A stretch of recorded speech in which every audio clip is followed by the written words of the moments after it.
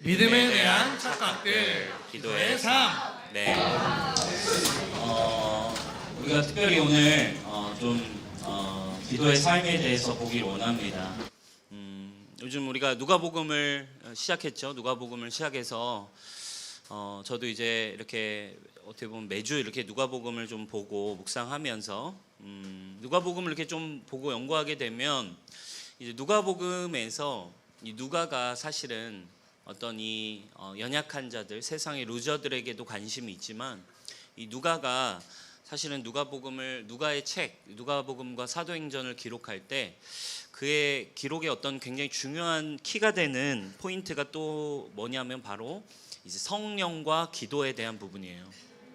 특별히 그래서 누가복음에서도 예수님의 삶을 기록할 때 굉장히 많이 놓치지 않고 강조하며 기도하는 부분이 예수님의 기도의 삶이었어요. 그래서 기도에 대한 부분을 좀 이렇게 계속 한 절 한 절 중간중간 들어있는 이제 누가복음에 나오는 이 기도의 삶에 대한 내용이 나오는데 어떻게 보면 이제 좀 우리가 클로저란 주제로 누가복음을 주일에 하고 있다 보니까 이제 어떤 이 기도의 영성 이런 부분들을 또 좀 초신자들이 많은 이제 주일에 나누기보다는 좀 미루고 있다가 메모를 해놓다가 좀 이제 이 크라이아웃에 이제 누가복음에 많이 등장하는 예수님의 어떤 사역과 삶의 원리를 좀 나눠야겠다라는 생각을 하게 됐어요. 그래서 뭐 원래부터 설교를 계획한 건 아니었고 누가복음을 이제 한 장 한 장 보면서 사실은 저 스스로 이제 저의 묵상이고 그리고 또 오늘 사실 이 설교는 저를 향한 메시지입니다. 그래서 저를 향한 메시지이기도 하고 또 여러분들이 또 이 말씀을 함께 나누면서 또 우리 뉴송교회 모두가 함께 또 주님 앞에 주의 음성에 반응할 수 있게 축복해요. 네. 그럼 믿음이라고 하는 것이 어떻게 보면 굉장히 보이지 않는 영역이고 믿음이 성경의 어떻게 보면 전부인데 믿음의 어떤 뭐랄까 수치 이렇게 용량 믿음의 어떤 한도를 좀 재볼 수 있다면 뭐 그럴 수 있는 뭐 성경적인 분명한 기준은 없지만 좀 여러 가지의 성경이 이야기하고 있는 믿음에 대한 그림들을 볼 때 또 특별히 예수님의 삶을 봤을 때 믿음의 수치를 좀 재볼 수 있다면 그것은 아마 기도가 아닐까 이렇게 우리가 볼 수 있어요. 믿음의 삶이란 사실은 기도의 삶이기 때문에 그래요. 제자들이 아이에게 들린 귀신을 쫓아내기 위해서 열심히 기도를 하고 사역을 했습니다. 예수님은 변화산에 올라가 계셨고 그 사이에 귀신 들린 아이와 부모가 와서 자기 아이의 귀신을 쫓아내 달라고 부탁했지만 제자들이 열심히 막 사역을 했어요. 귀신을 쫓아내기 위해서 사역을 했는데 귀신이 안 떠나갑니다. 그래서는 이제 결국에 일이 좀 커지게 됐고 예수님이 그 사건을 이제 오셔서 수습을 하셨죠. 그들은 귀신을 쫓아내려 했지만 실패했어요. 사역을 했는데 실패했어요. 그날 제자들이 예수님과 있는 시간에서 따로 질문을 하잖아요. 뭐라고 질문합니까? 왜 우리는 능력을 행할 수 없었습니까? 왜 저의 사역에 능력이 나타나지 않습니까? 왜 저의 삶에 이런 능력이 나타나지 않는 겁니까? 왜 예수님처럼 저는 안 되는 거예요? 이 질문을 했어요. 그랬더니 이 마가복음에는 예수님이 단순하게 이렇게 대답을 하셨어요. 마가복음 9장 29절입니다. 우리 같이 한번 읽어볼까요? 시작. 이르시되 기도 외에 다른 것으로는 이런 종류가 나갈 수 없느니라 하시니라. 네, 그렇죠. 자, 기도가 아니면 다른 걸로는 이런 종류의 일. 그러니까 어떤 류의 일인 거예요? 생명을 살리는 일, 어둠을 밝히는 일, 죽었던 것을 살린 하나님의 나라가 오게 하는 일에 대한 이런 류의 일은, 이런 종류의 일은 기도가 아니면은 할 수 없다 이렇게 얘기해요. 근데 재밌는 건 요 똑같은 사건을 기록해 놓은 복음서 이제 공관복음의 이제 마태복음과 이제 누가복음도 요 사건을 똑같이 기록한단 말이에요. 이제 귀신 들린 아이를 쫓아내지 못한 변화산 사건 뒤에 붙어 있는 요 사건을 똑같이 기록해 놨어. 그리고 실패한 후에 제자들이 질문한 것까지도 똑같아요. 왜 우리는 이런 일을 행할 수 없었습니까? 라고 마태복음에서도 누가복음에서도 똑같이 질문하는데, 재밌는 건 마태복음과 누가복음에는 왜 우리는 이렇게 못했나요? 라는 질문에 예수님이 이렇게 대답을 했다고 써놨어요. 너희가 안 된 이유는 믿음이 작은 까닭이에요. 믿음이 작은 까닭. 겨자씨만한 믿음이 있었어도 너희가 아마 할 수 있었을 것이다. 근데 니네가 이렇게 행하지 못한 이유는, 행하고 능력이 나가지 않는 이유는 믿음이 작은 까닭이에요. 이게 여러분 무슨 말이에요? 마가복음에는 근데 그 장면을, 예수님의 대답을 요것만 기록해놨어. 아마도 왜 그럴까요? 다른 얘기를 써놓지는 않았겠죠. 아마 예수님이 믿음에 대한 이야기를 하시고 기도에 대한 이야기를 하시지 않았을까. 그렇죠? 그래서 믿음을 워낙 강조하시는 예수님의 믿음의 의도를 가진 마태와 누가는 믿음이 요인이다라고 써놨고, 마가는 조금 다르게 예수님이 그 뒤에 아마도 붙이신 요 말씀. 그렇죠? 그러니까 무슨 말이냐면, 믿음과 기도는 하나로 연결되어 있다라는 걸, 요 똑같은 본문 안에 똑같은 장면인데 예수님이 말씀하신 두 가지의 메시지를 통해, 믿음이 작으면 능력이 안 나가, 기도를 하지 않으면 능력이 안 나가. 그죠? 그럼 결국 우리가 믿음으로 행하는 건데, 믿음을 만들어내는 것은 결국 뭐와 연결이 되어 있는 거예요? 기도의 삶과 연결되어 있다라는 걸 우리에게 얘기해 주고 있다 이거예요. 오늘 우리가 질문해 보고자 하는 한 가지가 이겁니다. 정말 하나님의 나라, 하나님의 생명, 정말 이 흉흉한 이 마지막 시대에 정말 날이 추워지는데 여러분, 정말 뜨거운 하나님의 역사를 보기 원합니다. 하나님의 뜨거운 세일을 여러분들의 삶에 경험하기를 원합니다. 아멘. 그러면 우리가 중요한 한 가지가 있어요. 우리의 믿음을 다시 하나님 앞에 세워가고, 우리의 삶과 사역과 우리의 모든 영역에 정말 하나님의 이 생명의 역사가 나타나기 위하여 우리가 점검해야 되는 한 가지, 내 믿음과 내 기도는 얼마나 진짜 연결되어 있냐 이거예요. 삶 속에서 우리는 그래서 우리의 믿음 생활, 그리고 믿음에 대해서 때로는 착각을 할 때가 참 많이 있습니다. 어떤 착각들을 좀 하게 될까요? 첫 번째, 믿음에 대한 첫 번째 착각이 있어요. 그 착각은 뭐냐면 바로 아는 것이 곧 내 믿음이다. 이런 착각을 정말 많이 하고 있습니다. 알게 된 것이 내 믿음인가? 믿음의 파트이긴 하지만 아는 것이 다 믿음은 아니에요. 그렇다면 이 세상의 모태신앙들은 다 잘 살아야 돼요. 능력을 행하며 살아야 됩니다. 근데 모태신앙들이 제일 못 살아요. 제일 못해. 그죠? 아는 게 성경 빠삭하게 알거든요. 목사님 아들들, 장로님 아들들, 목사님, 장로님, 권사님 아들, 딸들 성경 얘기하면 나름 빠삭하게 알아요. 그리고 안티크리스찬 중엔 대부분 모태신앙이 많아요. 그 말이 뭐예요? 아는 것이 믿음이 아니에요. 그럼 내가 진정 믿고 있다라는 걸, 사실 내가 진짜 믿고 있는 바는 무엇인가를 사실 확인할 수 있는 건, 내가 알고 있는 그 지식, 믿고 있는 바에 대해 움직여지고 있는 만큼만이, 움직여지고 있는 영역만이 내 믿음인 거예요. 실제로 움직여지지 않는 영역은 믿음이 아니에요. 여러분, 큰일 나는 거죠. 내가 실제적으로 움직여지는 것만이, 내 삶이 행하여지는 것만이 사실은 진짜 제대로 내 안에 믿음이 풀어지고 있는 영역이겠죠.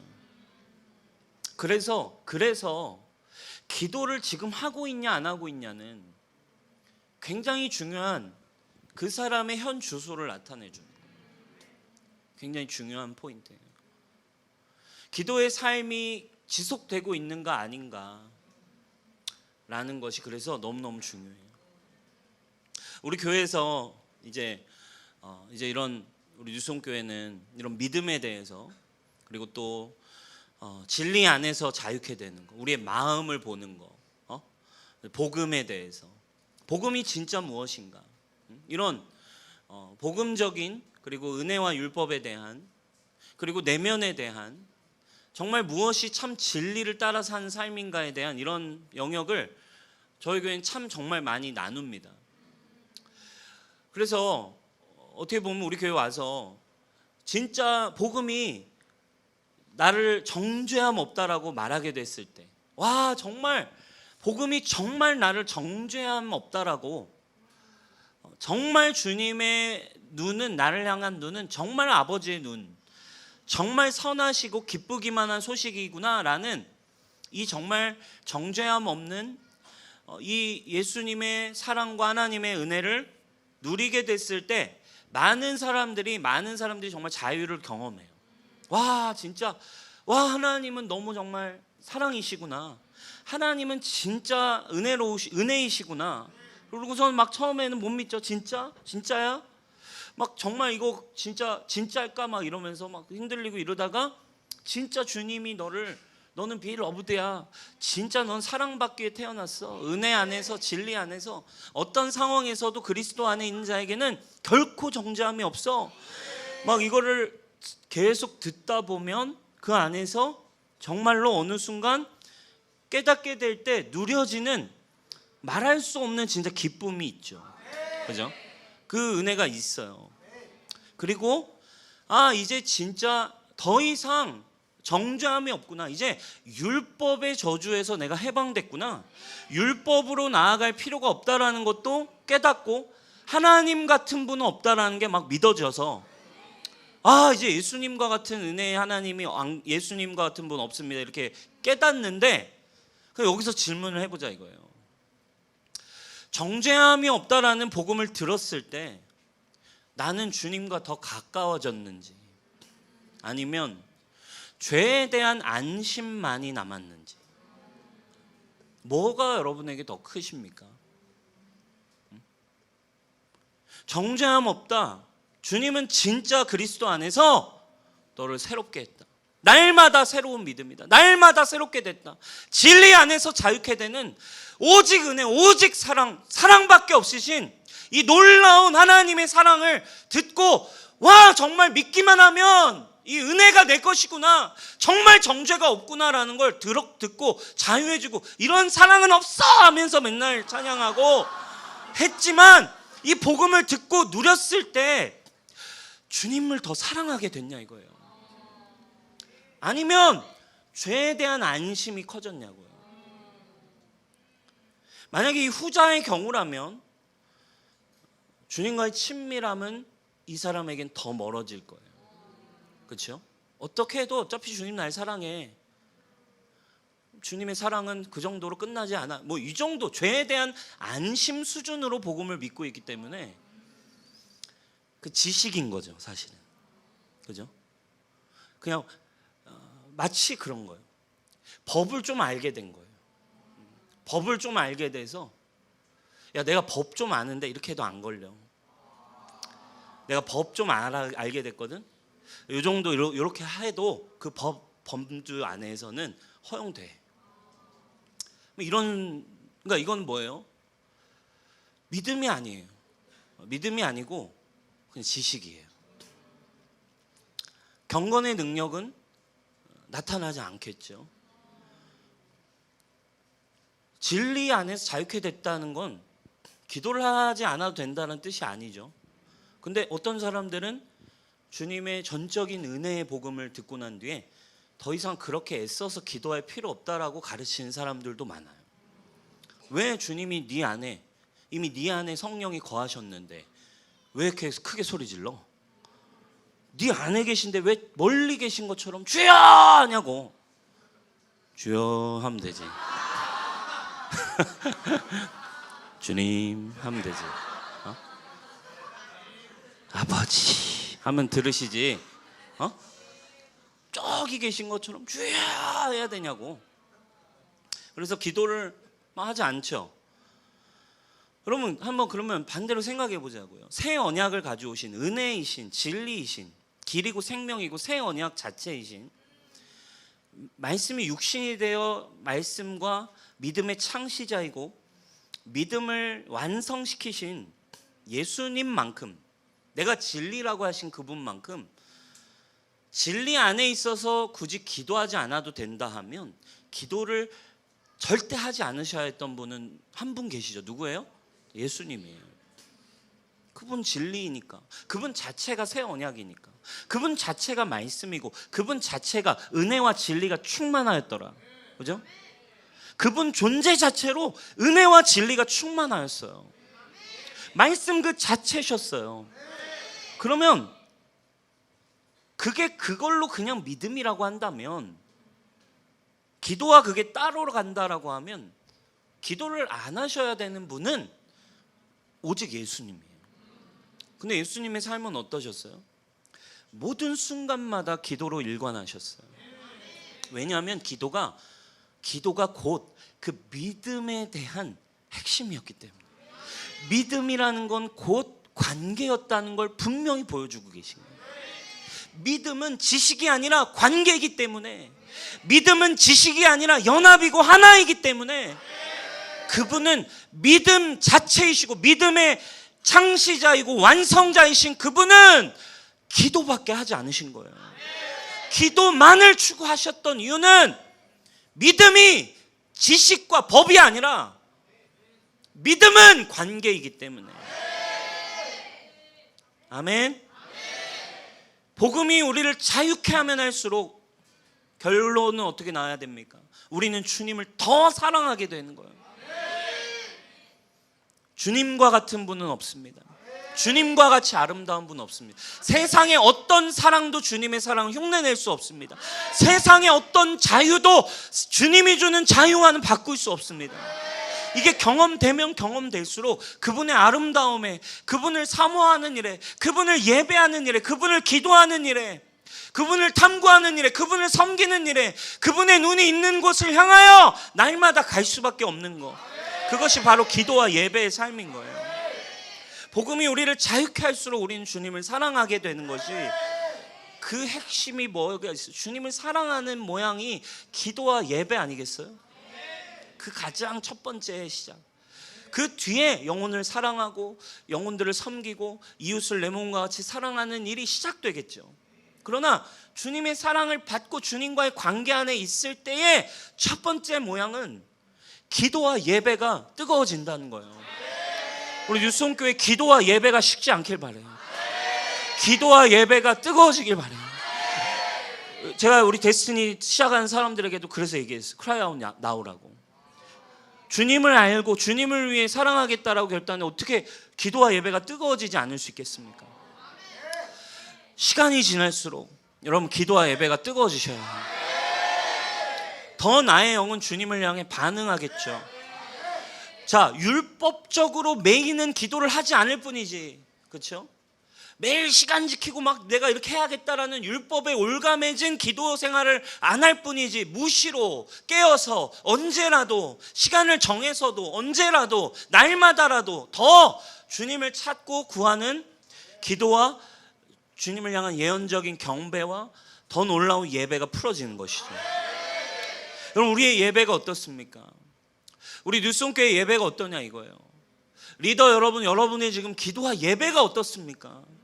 여러분들의 예배는 시간이 갈수록, 우리의 기도는 시간이 지날수록 우리 예배는 더 뜨거워지고 더 깊은 곳으로, 더 주님을 향한 사랑의 깊이로 들어가고 있냐 이거예요. 여러분, 알고 있는 게 믿음입니까? 아닙니다. 믿음으로 이런 이유가 나옵니다. 아는 게 이제 내 삶이 되어 내 삶에 실제로 나타나기까지, 말씀을 깨달은 것이, 그 법을 깨달은 게 이제 내 삶에 풀어질 때까지, 이런 이유를 만들어내는 거 결국 이 기도의 삶, 예배의 삶. 여러분, 아는 것이 믿음이 아니에요. 우리가 움직여지고 있는 것만큼만이 우리의 믿음입니다. 그 핵심은, 믿음으로 움직이는 그 핵심의 모든 모양은 기도와 예배의 모양이에요. 첫 번째 모양, 그렇죠?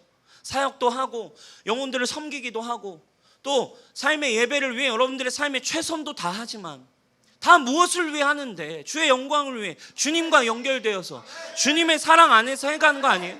주님의 뜻 안에 이제 하기를 원하는 거 아닙니까? 그 무엇보다 중요한 건 이제 믿음이란 아는 것이 아니에요. 법이 아니에요. 지식이 아니에요. 그거는 지식의 차원을 넘어서서, 지식을 넘어 감정의 풀어짐을 넘어 의지로까지 넘어간 그 높은 차원의 믿음이라 이거예요. 관계가 여러분 더 날마다 우리 안에 뜨겁게 풀어지는, 여러분 우리 뉴스홈교회 되게 축복해요. 정죄함이 없다. 자, 또 질문하고 싶어요. 정죄함이 없다. 너 진짜 새 사람이야. 마음을 새롭게 해. 너 이미 새롭게 됐어. 네 마음은 새로워졌어 라고 얘기합니다. 그렇죠? 목사님도 늘 얘기해줘요. 제자들에게, 리더들에게. 너 왜 이런 문제 앞에 또 부딪히니? 네 마음을 새롭게 해. 너는 이미 진리 안에서 네 마음을 봐. 너 마음을 주님 그리스도 안에서 주신, 주님 주신 믿음을 사용해. 이렇게 얘기하는데 진짜 너무너무 안 돼요. 어떻게 해요? 맨날 이래요. 안 되는데 어떻게 해요? 맞아요. 안 됩니다. 얼마나 여러분 지금 우리 교회에서 매일같이 얘기하는 진리 안에서 자유해라가 왜 또 중요한 건 알긴 아는데 또 왜 안 누려집니까? 왜 여러분들은 여러분들의 감정과 상처와 이 여전히 옛 자아와 세상이 주는 생각과 세상이 주는 두려움에서, 이 세상의 패턴 속에서 왜 이렇게 나는 해방이 안 되냐 이거예요. 왜 내 과거의 문제 하나, 내 결핍의 문제 하나도 결국에 계속 안 되냐 이거. 진리가 내 안에 있는데. 이유가 뭔지 아세요? 왜 안 됩니까? 핵심은 기도에 있어요. 기도에. 깨달은 말씀이 내 것이 되는 힘은 성령이 역사해 주셔야 가능하거든요. 근데 지식으로만 있으니까, 지식으로는 알아. 그래 나 새로워졌지는 않은데, 지식은 있지만 그것이 내 안에 믿음이 되어서 나의 삶에 풀어지게 되는, 주님만을 의지하는, 그러니까 성령님이 풀어주셔서 내 안에 분명한 믿음이 되는 시간이 필요한데 그게 안 되는 거죠. 뭐에 문제가 있냐 이거예요. 결국 그 사이, 머리로는 아는데 왜 나는 안 될까? 요 질문들. 넌 이미 새로워하는데 왜 새롭다고 안 믿어질까? 이거 분명 내 옛 자한 것도 아는데 왜 이거 나는 그렇게 안 해결될까? 응? 이 문제에서 왜 나는 이토록 여전히 자유롭지 못하냐 이거예요. 기도에 있어요. 기도. 다른 게 없어. 다른 이유가 없어. 하나님의 뜻 다 아시죠 여러분? 대충 이제 리더 정도 하면 다 안다고. 다 안다고. 하나님의 뜻 다 안다고. 근데 순종이 안 되죠? 뭐의 문제인 거예요? 기도의 문제. 예수님도 똑같았어요. 누가복음 22장 볼까요? 누가복음 22장 39절부터 우리 한 절씩 교독할게요. 예수께서 나가사 습관을 따라 감람산에 가시매 제자들도 따라갔더니 그곳에 이르러 그들에게 이르시되 유혹에 빠지지 않게 기도하라 하시고 그들을 떠나 돌 던질 만큼 가서 무릎을 꿇고 기도하여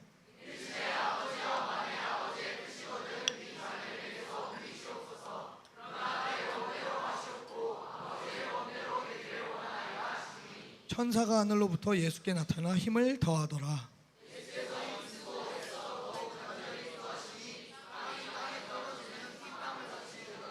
아멘. 여러분 여기서 우리가 분명히 볼 수 있었어요. 예수님이 하나님의 뜻 몰랐나요? 다 아셨어요. 누구보다 아셨다고요. 진리 그 자체셨어요. 근데 다 알고 계셨어요. 근데 그 하나님의 뜻을 순종으로 자신의 삶에 나타나게 하시기까지 기도하셔야 됐고, 그리고 뭐라고 정확히 표현됐나요? 천사가 도와주셨대요. 천사가 그 과정을 함께 도왔대요. 그리고 예수님도 어떻게 하셨대요? 힘쓰고 애써서 하나님의 뜻이 내 육신과 내 자아를 넘어서 내 삶에 풀어질 때까지 그 여정이 뭐냐 이거예요. 기도라 이거예요. 기도와 예배라 이거예요. 그게 그냥 안다고 되어지지 않는가? 그리고 그냥 뒤에 보면 예수님 뭐라고 하십니까? 슬픔 가운데 자고 있는 제자들에게 이런 표현을 써요. 예수님이 제자들에게 가서 기도하다가 잠든 제자들을 보는데 슬픔에 빠져 잠든 제자라고 표현해요. 도대체 뭐가 슬펐냐 이거예요. 그냥 잔 건데 피곤해서. 얼마나 많은 고민, 자기 힘으로 되지 않는 수많은 문제 앞에 슬픔이에요. 슬픔. 여러분, 순종 안 되면 슬픔에 빠집니다. 예? 한시도 깨어 기도할 수 없냐라고 예수님이 이야기하셨죠.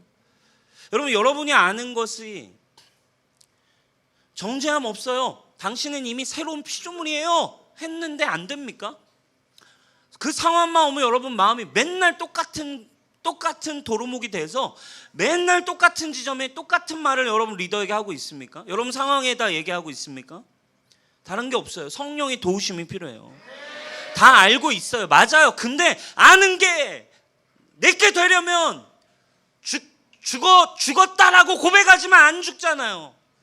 죽어지는 믿음이 풀어지려면 성령의 도움이 필요해요. 그냥 되는 게 아니죠. 하나님의 나라의 일인데, 생명의 일인데, 영적 세계의 일인데 어떻게 그냥 지식으로 훔쳐 먹으려고 그래. 아는 게 믿음이 아니라니까. 이 영적 세계의 어마어마한 일을, 그 예수님도 이 영적 세계의 일을 주시기 위해 십자가에서 실제로 죽으시고 실제로 물과 피를 다 쏟으셔야 했고 30년을 인생을 사시고 3년 반 동안 이걸 이뤄내신 일인데, 이걸 그냥 잠깐 지식으로 영접기도 한번 하면 그게 믿음입니까? 안 되죠. 믿음의 여정이 성령님을 통해 풀어지게 하신다 이거예요. 그게 교회 공동체를 통해 주신 선물이고, 그게 우리가 함께 할 수 있는 예배이며, 그게 우리가 해갈 수 있는 기도라 이거야. 주님도 아셨지만 순종까지 가기 위해 뭐 하셨대요? 천사가 와서 도왔대요. 성령님이 도우셔야 돼요. 하늘이 도우셔야 돼요. 하나님께서 천사를 보내 여러분들이 말씀이 여러분들의 삶에 믿어지고 해석되고 풀어져서 이제는 그 말씀이 내 삶에 실제로 역사가 일어나는 순간들이 오도록 하는 일은 기도 가운데 일어난다. 아멘. 예수님도 힘쓰고 애쓰셨어요. 무엇을 위해 기도하는 거? 주님 한 분을 바라보는 거. 은혜는 아무것도 하지 말라 했는데 내가 하는 거 율법 아닌가요? 기도 열심히 하는 거 그거 율법적인 거 아니에요? 자꾸 헷갈려요. 기도 열심히 하는 거 그거 또다시 율법적으로 자기가 되는 것 같아요. 여러분 그렇지 않습니다. 믿음과 행함은 같이 가요. 생각해 보세요. 홍해 앞에서 가만히 있어라. 가만히 있어라. 뒤는 군사들이 찾아와서 날 죽이려 하는데 다가와. 말 타고 다가와. 마차 타고 다가와. 우르르르르르 다가와. 실제로 얼마나 무섭겠냐고. 미친 개 한 마리만 뛰어와도 무서워 죽겠는데. 안 그래요 여러분? 미친 개 한 마리만 미친 듯이 와와와 하면서 따라와도 도망가야 되는데, 지금 날 죽이려고 그 강력한 애굽의 군대가 나를 마차 끌고 오고 있다고. 앞은 근데 홍해야. 근데 주님은 뭐라고 하세요? 가만히 있으래. 이게 아무것도 안 하는 거예요 여러분. 가만히 있는 걸 해야 돼. 가만히 있는 게 여러분 얼마나 힘든 줄 아세요? 제가 이번 주에 치과 갔다 왔어요. 치과 가면 치과 의사가 다 해요. 난 가만히만 있으면 돼. 가만히 있는 게 얼마나 힘든데. 마취도 다 했어. 마취도 다 했는데도 이 가만히 있는데 온몸의 힘과 마비가 올 만큼 뻐근해질 정도로 가만히 있는 게 여러분 쉬운 일입니까? 가만히 있는 걸 해야 돼. 뒤에는 날 죽이러 오고 앞에는 홍해인데 가만히 있는 걸 하는 게 얼마나 큰 믿음이 되겠어. 얼마나 큰 힘과 애씀이 필요하겠어. 주님을 어느 정도 바라봐야지 가만히 있을 수 있겠냐고. 주님을 어느 정도 붙들어야 그 상황에 누가 가만히 있을 수 있겠냐고. 나라도 도망치지. 가만히 있다. 가만히 있어. 하고서 도망가지. 에? 제가 그렇게 하다 옛날에 진짜 실제로 개를 물렸거든요. 우리 동네에 미친 개가 한 마리 있었어요. 골목 이렇게 노는데 그 집에 부잣집인데 약간 진짜 좀 미친 개야. 근데 그 집 문이 열려 있는 거야. 아직도 기억나요. 6살 때였어. 조이만 할 때야, 정확히 6살 때인데 동네에서 그때 뭐 그냥 동네 다 같이 돌아다니면서 놀았으니까, 어릴 때는 그 동네 막 다 돌아다니면서 놀았어. 근데 그 집에 집이 열려 있는 거야. 그래가지고 그때부터 그 개가 이제 그 사슬에 묶여 있지도 않아요. 그 개가 막 하면서 이제 울기 시작하는. 근데 우리는 이미 거기 지나가야 돼. 그래가지고 그 문, 여기 골목인데 여기 문이 열려 있어요. 그래가지고 벽에 한 4명 5명이 기대가지고, 야 우리 조금씩 건너가면 된다. 뛰지만 않으면 된다. 이러고서 다 같이 벽에 기대가지고 이렇게 걸어가기 시작했어요. 이렇게 걸어가, 다 같이. 형들, 뭐 초등학교 형들 몇 명 있었고, 제가 좀 어린 편에 속했죠. 애기였죠 저는. 이렇게 걸어가고 있었어요. 걸어가고 있는데 제 생생히 기억나요. 그 앞에서 이제 좀 가니까 정면이 됐어. 걔가 보이기 시작하는 거야. 걔가 보이기 시작하는데 앞에 서가지고 우리를 지켜봐. 약간 우리를 지켜보고 이러고 있어. 계속 와 이러고 짖는 거야. 근데 그 순간 그 개랑 눈이 마주치고 앞에 딱 나타나니까 제가 못 참는 거예요. 그래가지고 이렇게 하다가 하면서 제가 뛰어갔어요. 제가 뛰어갔는데 어떻게 됐겠어요? 그 개가 따라와가지고, 제가 근데 더 슬픈 건 뛰다가 넘어졌어. 그래서 여기가 깨졌어. 여기가 깨졌는데 와가지고 누워있는 나의 종아리를 물고 갔어. 그래서 무릎도 깨지고 누워있는 6살짜리 나를 걔가 이제 문 거죠. 그래가지고 제가 그렇게 해가지고, 그때 제가 교회에 살았으니까 그렇게 막 그 6살 때 엉엉거리면서 제가 집으로 왔는데 또 집에 엄마가 없어. 더 서럽죠. 그래, 그때 아직도 기억이 나. 그때 우리 교회에 있던 사찰 집사님, 나이 드신 흰머리 이렇게 되신 사찰 집사님이 막 내가 이렇게 피투성이가 돼가지고 와가지고 나를 막 이렇게 케어해 주셨어. 그래, 우리 집 데리고 들어가서 화장실에서 막, 아직도 기억이 생생해. 그 콧물 눈물 엉엉거리면서 이 피를 제가 닦던 기억이 나요. 근데 아무튼 여러분, 가만히 있는 게 어려워. 가만히 있는 게 쉬운 일이 아니라고. 가만히 있으려면 지금 얼마나 힘을 쓰고 애써야겠냐고. 그 상황에서 힘쓰고 애쓴 말씀이 여러분들의 삶에 나타날 때까지, 안 된다 계속 모르겠다 이런 말 하지 말고, 사랑하는 여러분, 기도와 예배가 깊어지시기 바랍니다. 아멘. 안 되는 지점이 당연히 있는 거예요. 예수님도 이렇게 하셨대잖아요. 은혜와 진리가 충만하셨던 예수님도 땀이 핏방울이 될 만큼 힘쓰고 애써서 주의 뜻이 다 알고 있는데, 답을 알고 있는데도 그 순종으로 들어가시기 위해 기도를 하셨다면, 여러분, 우리가 당연한 거예요. 저와 여러분들이 힘들고 어렵고 부딪히는 모든 순간이, 그래서 믿음의 성장은, 믿음이 쉽지 않아요. 근데 돌아보면 여러분, 청년의 때에 믿음이라는 게 쉽지 않거든요. 저도 마찬가지예요. 저희 선배들도 마찬가지였을 거예요. 근데 믿음이라는, 걸어가는 삶이라는 게 꽤나 어렵죠. 부딪힘이 많죠. 육체의 고난이 있죠. 유혹의 시험이 엄청 끊이지 않죠. 근데 믿음의 삶이라는 건 뭔지 아세요? 돌아보면 기도와 예배가 떠올라야 되는 거예요. 기도와 예배의 흔적이 분명히 여러분에게 있어야 된다고. 그거 없으면 여러분, 의심과 두려움과, 그때부터 흔적이 서서히, 기도와 예배의 흔적이 끊어지는 순간부터 여러분들의 길은 이제 점점 세상으로 가 있겠죠. 왜? 결국 세상에 보이는 것에 주는 유혹과 생각과 그 두려움을 따라서. 왜? 말씀이 경험 안 되니까. 믿음이 내 삶에 풀어지지 않기 시작하니까, 흔적이 서서히 희미해지니까 돌아보면 이제 세상을 따라가는 것만 남는 거죠. 여러분, 주님을 아는 기쁨, 주님을 향한 사랑, 불타오르는 이 청년들의 기도와 예배의 믿음의 분투가 이 뉴스홈교회에 있기를 축복해요.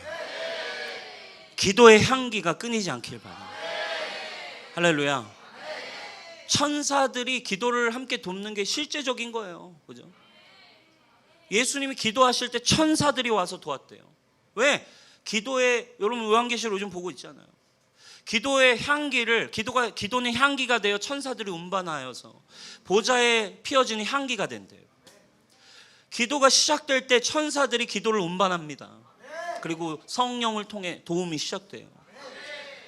여러분, 기도의 능력을 신뢰하십시오. 우리 뉴스홈교회 기도와 예배로 승부하십시오. 아멘.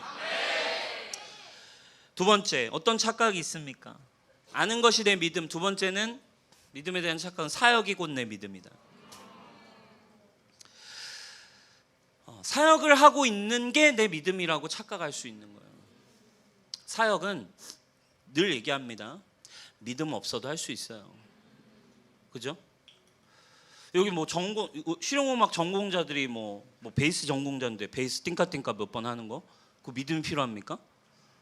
아니에요. 그죠? 몇 번의 손가락 터치만 있으면 되는 거예요. 그죠?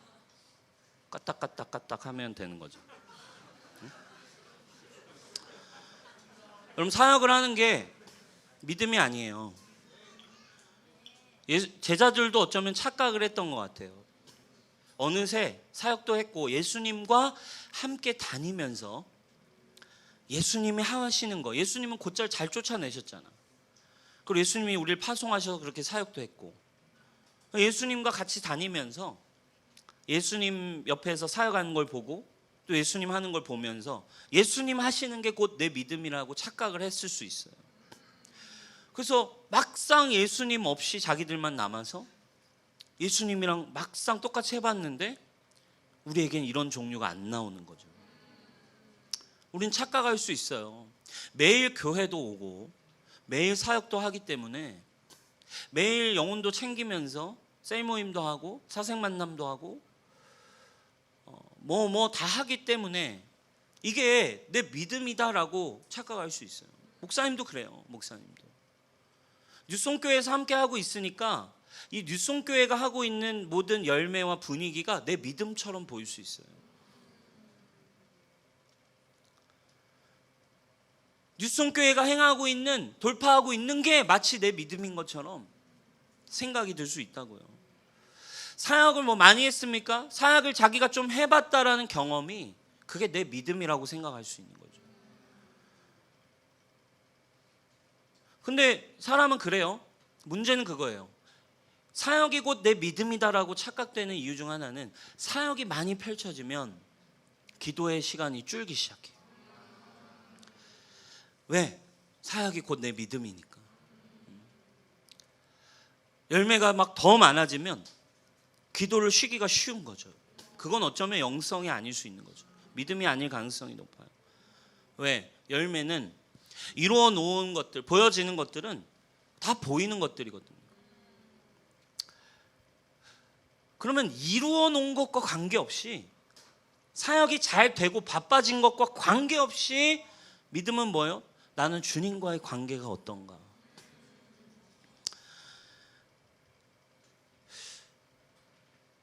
사역이 열매가 없을 땐 기도를 간절히 했는데 사역의 열매가 많아지니까 그 간절함이 사라졌다. 기도실의 시간이 줄었다. 그러면 사실은 뭘 구한 거예요? 보이는 걸 구한 거죠. 하나님을 구한 게 아니죠.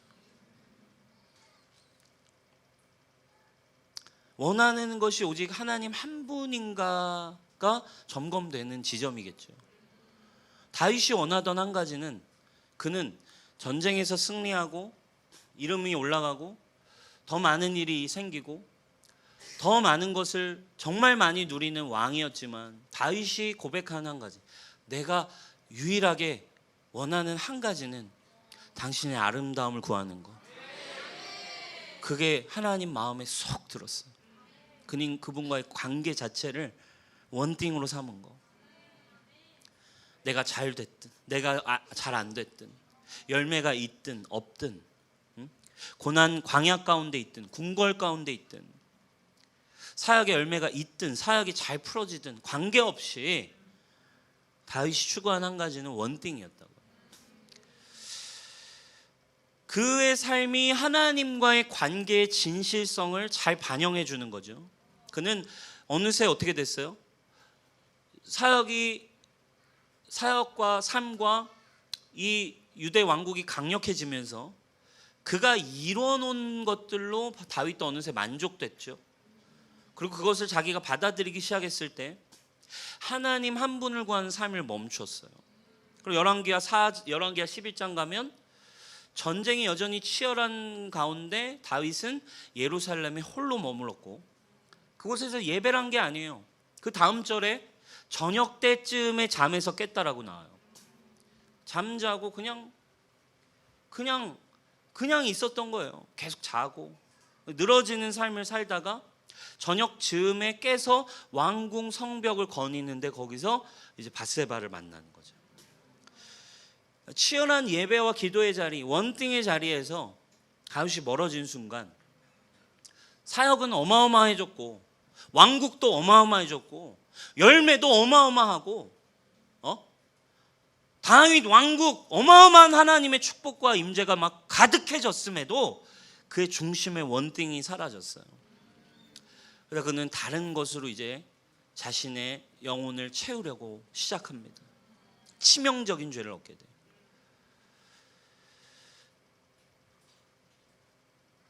결국에 여러분 사역이 경험이 내 믿음이 아니에요. 사역이 잘 되든 잘 안 되든 원띵이 우리의 믿음입니다. 아멘. 사역이 내 믿음이었다면 기도를 하시지 않아도 되는 분 누구예요? 예수님이에요. 5,000명 먹여버리시는데 죽은 자 살려버리시는데 이거 내 믿음 아니겠어? 응? 기도 안 하셔도 되지. 그 정도 사역이면. 안 그래요 여러분? 저라도 막 그럴 것 같아요. 우리 제자들이 3,000명 앞에서 3,000명 회개해가지고 어느 날 목사님 어떻게 해요? 이번 주 3,000명이 온대요. 뭐 이러면 제가 뭐 기도해라 뭐 이런 말 굳이 하겠습니까? 대단하다.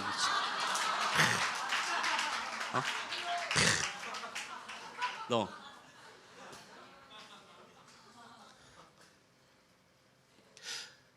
그러니까 여러분 근데 예수님 그래서 본질을 가지고 계셨어요. 이 바쁜 중에 능력을 행하는 중에 그분은 늘 한적한 곳에 늘 새벽을 깨워 늘 자신을 시간을 분리해서 주님을 찾았어요. 마가복음 1장 32절부터 35절입니다. 우리 같이 한번 읽어볼까요? 시작. 저물어 해질 때에 모든 병자와 귀신 들린 자를 예수께 데려오니 온 동네가 그 문 앞에 모였더라. 예수께서 각종 병이 든 많은 사람을 고치시며 많은 귀신을 내쫓으시되 귀신이 자기를 알므로 그 말하는 것을 허락하지 아니하시니라. 새벽 아직도 밝기 전에 예수께서 일어나 나가 한적한 곳으로 가사 거기서 기도하시더니. 네, 그렇죠. 네. 자, 저물어 해질 때 무슨 말이에요? 퇴근 시간이 됐다는 얘기예요. 퇴근 시간이 됐는데 병자와 귀신 들린 자가 더 많이 왔대요. 퇴근 시간인데 온 동네가 문 앞에 모여 있대요. 그러니까 어떻게 됐어요? 야간 사역이 시작됐어요. 야간 사역이 막 시작됐고 병이 든 많은 사람 막 그 지금 퇴근도 못 하시고 고치시고 귀신 내쫓으시고 어떤 귀신은 예수님, 하나님 이랬는데 쉿 말하지 마 뭐 이러셨대요. 밤새 그렇게 귀신들이랑 보내시다가 귀신들과 보내시고 밤새 그렇게 사역을 하시고 뭐라고 표현합니까? 그 정도면 쉬셔야죠, 그죠? 이 사역이 어쨌든 내 믿음의 영역이니까. 예수님 어떻게 하셨어요? 새벽 아직도 밝기 전에 예수께서 일어나 한적한 곳을 가서 거기서 기도하시던, 사역은 사역이었어요. 사역은 사역이었다고. 근데 그분의 믿음은 어디에 있는 거예요? 기도에 있는 거예요. 이 사역을 하면서 난 주님과의 관계 안에 하고 있는가를 점검하셨겠죠. 너무 밤새워 분주하게 하고 있지만 주님과의 말씀 앞에, 주님과의 기도 앞에 홀로 독대하는 시간 속에 사역이 아니라 나는 지금 주님의 말씀을 따라가고 있는 거예요. 주님으로 만족한가가 먼저 되는 거죠. 이게 그분의 분명한 뼈대였어요. 사랑하는 여러분, 예수님 바쁘실수록, 사역이 많으실수록 기도를 추구하셨대요. 저와 여러분들이 이 분리가 분명히 있기를 바라요. 남빈 목사를, 저 아까 서도 얘기했죠. 저를 향한 묵상이에요. 저를 향한 묵상이에요. 사역이 많을수록, 바쁠수록 기도할 시간이 없다라고 생각하는. 그러나 여러분, 예수님의 본을 따르셔야 해요. 저와 여러분, 사역은 사역이에요. 그런데 사역이 많다고 기도를 안 하는 건 그냥 영적 세계를 보는 게 아니에요. 자꾸 나는 눈에 보이는 많고 적음만 보고 있다는 뜻이 되는 거예요. 실제로 사역이 커졌는데 기도가 내가 사라졌다, 기도와 예배가 끊어졌다, 그러면 저도 다윗처럼 될 수밖에 없는 거예요. 다윗처럼 넘어질 수밖에 없는 거예요. 그렇지 않겠습니까? 우리 교회가 500명, 1000명이 됐다고 남민 목사가 이제 사역이 내 믿음이라고 생각하고 가만히 있다 보면 저도 육신과 죄의 노예가 될 수 있는 거예요, 혼자. 그렇지 않겠습니까? 여러분, 뭐 이성교제하고 뭐 교회 안에서 하지만 주님 안에서 사역이 우리의 믿음이 아니에요. 그죠? 주님과의 분명한 이 믿음과 정체성과 말씀과 기도 안에 이게 있지 않으면 죄 짓기 쉬운 거죠.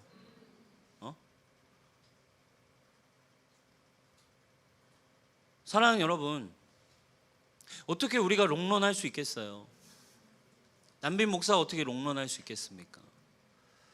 저와 여러분이 어떻게 늘 충만하게 갈 수 있겠어요? 이 분리가 필요해요. 사역은 우리의 믿음이 아닙니다.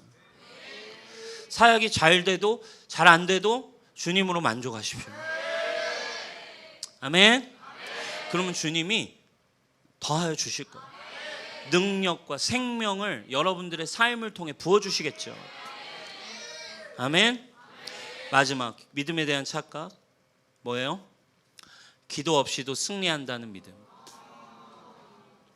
하나님 좋은 걸 그냥 주시지 않아요. 믿음의 일은 관념으로 오지 않습니다. 사역으로 믿음의 일이 오지 않습니다. 오직 믿음을 통해 와요. 믿음은 뭐랑 제일 닮아 있다고요? 기도의 모습과 닮아 있다. 기도와 예배. 그렇죠?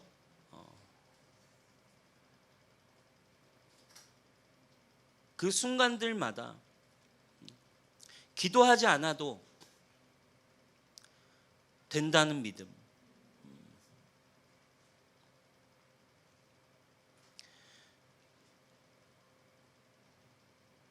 그럼 우리는 결국에 믿음이 없이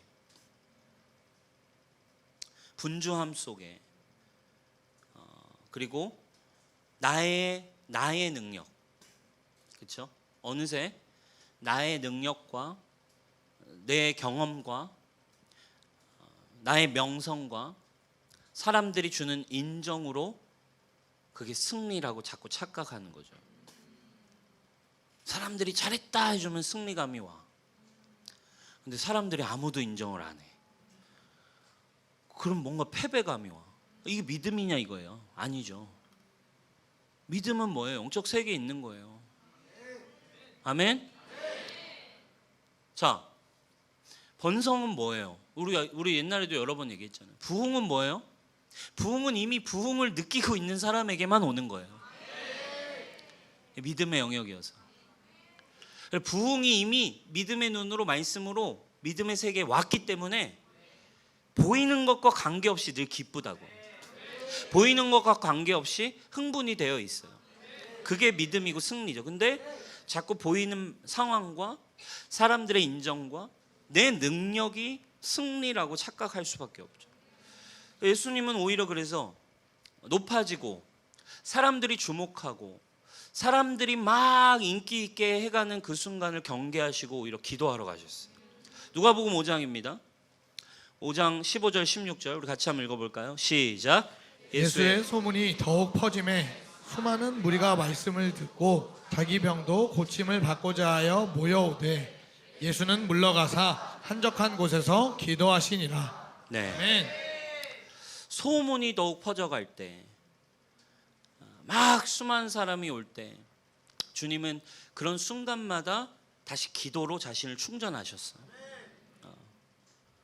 그리고 기도를 하고 또 다시 그 현장에 가 승리하셨고, 기도를 통해 그러면 이 예수님의 사역이 끊임없이 생명이 일어날 수 있었던 핵심은 기도로 그분은 모든 승리를 얻으셨어요.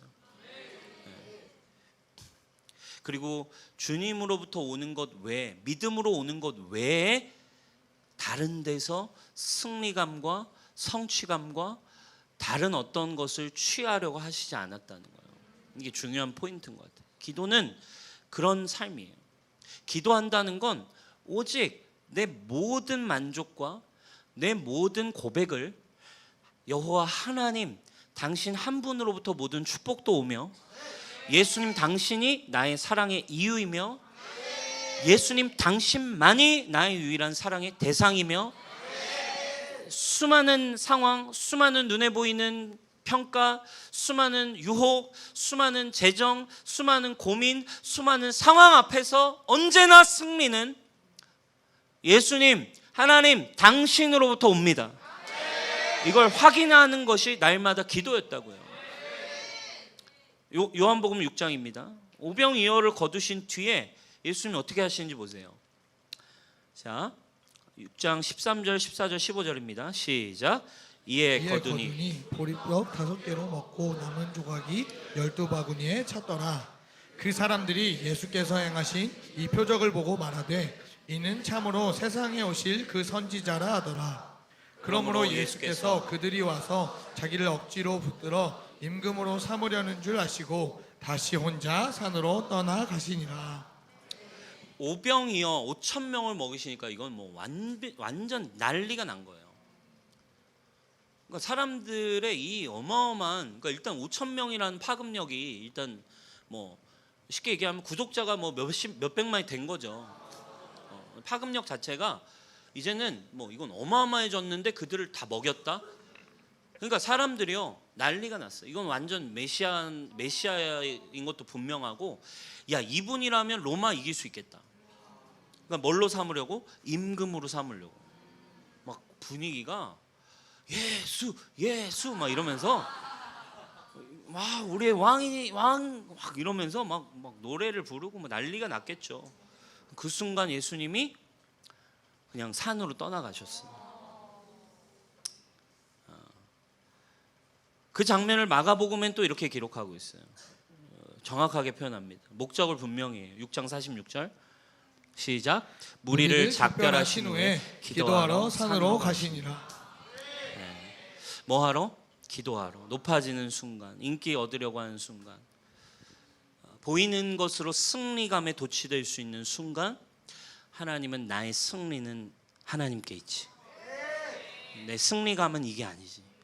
내 승리감은 사람의 많고 적음이 아니지. 내 승리감은 사람의 인정이 아니지. 내 승리감은 사람이 반응에 있지 않지. 내 승리감과 패배감은 내 세런이 나에게 반응하냐 하지 않냐 있지 않지. 내 삶의 승리감은 잔고가 얼마 있냐 없냐 있지 않지. 내 승리는 오직 하나님께 있지.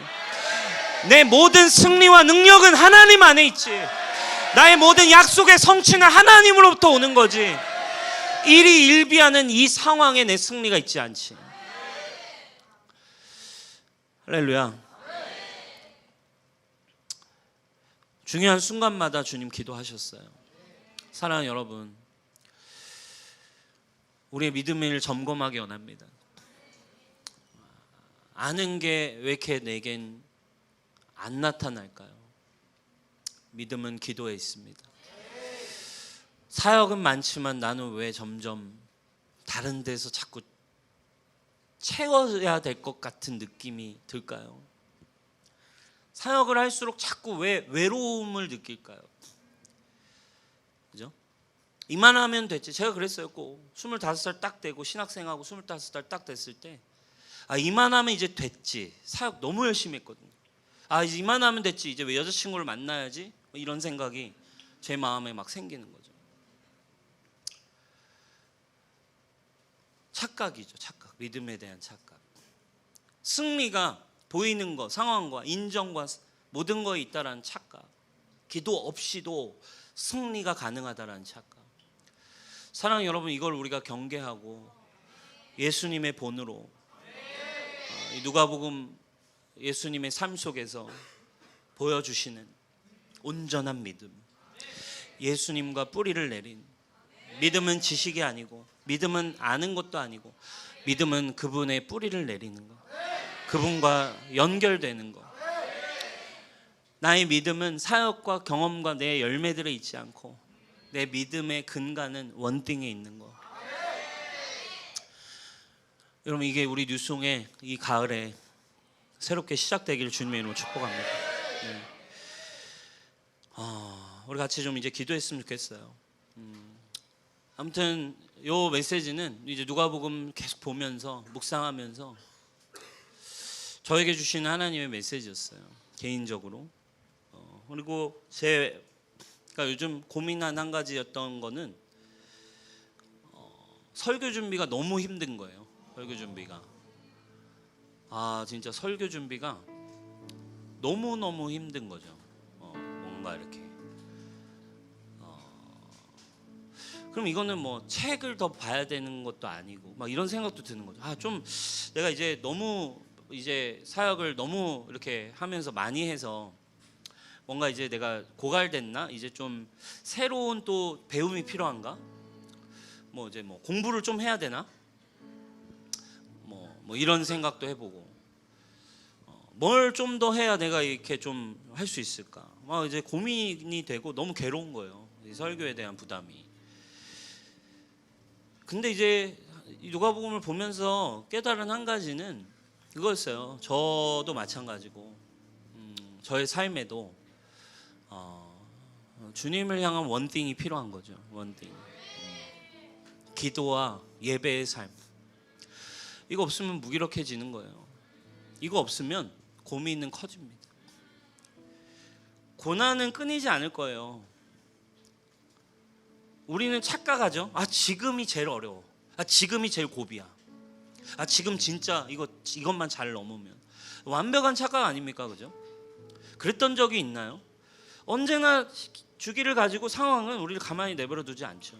근데 고난은 끊이지 않아요. 그러나 우리 삶을 돌아보면 언제나 뭐가 있어야 되는 거예요? 기도와 예배의 열정이 남아 있어야 돼요. 그래서 제가 이 관점으로 너무 설교 준비가 힘든데 최근에 저를 돌아보니까 그 부담이 계속 있는 거예요. 기도와 예배의 열정만 빼고 다 있어. 남빈 목사 안에 사역도 탁월해, 제자들도 열심히 해, 교회도 좋아, 다 모든 걸 열심히 해. 청년들 주님을 향해 달려가. 교회 고비마다 그래 주님이 은혜 주셔. 기도를 안 하고 우리가 기도 안 하고 간 건 아니고 믿음으로 다 왔지만 그냥 저 개인적인 어떤 갈급함인 거죠. 저의 삶에 제 삶의 만족함에 대한 부분인 거죠. 그죠? 근데 최근에 이 시즌을 돌아보면 기도와 예배의 열정 빼고 다 있는 거야.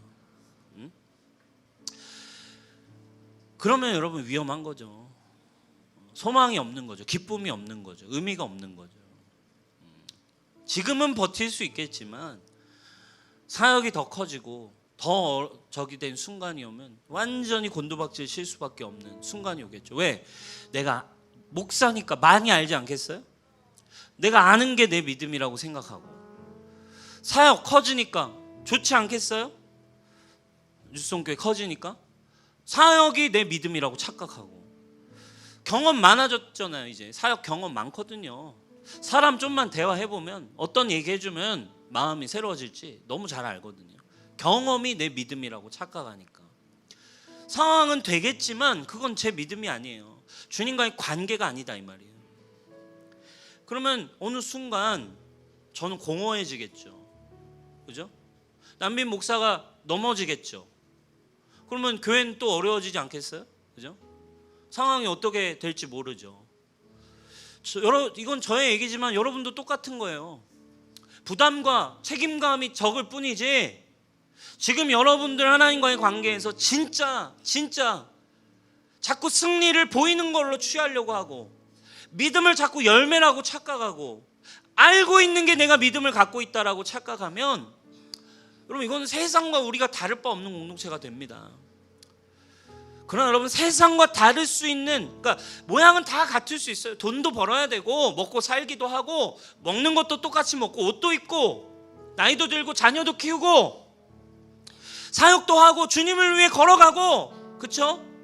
또 주님이 더 많은 재정 주시길 구하고 또 하루하루 살아가고 건강을 해가고 운동도 하고 취미생활도 하고 하지만 세상과 똑같은 모양으로 걸어가는 듯 하지만 뉴스교회의 모양은 다른 게 있어야 돼요.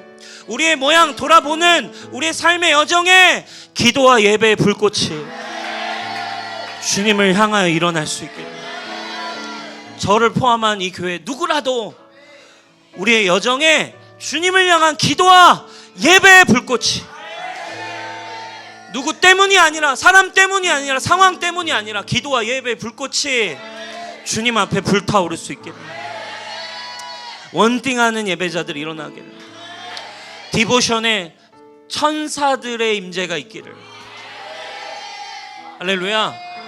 골방의 기도 가운데 성령의 은사가 풀어지고 주님의 영과 환상과 은사들이 열려서 하나님의 계시가 열리고 큐티 가운데 주님의 계시가 임해서 말씀이 꿀처럼 달아지는 경험이 일어나고 오직 성령이 이끌어 가시는 놀라운 부흥의 일들이 저와 여러분들 일어나야 돼요. 여러분 우리가 함께 주님 앞에 오늘 기도합시다. 주님, 저의 삶에 기도와 예배가 불같이 다시 일어나게 하십시오. 분주하고 바쁜 삶을 뒤로하고 주님을 향한 사랑이 불꽃같이 일어나기를 원합니다. 우리 같이 한번 찬양할까요?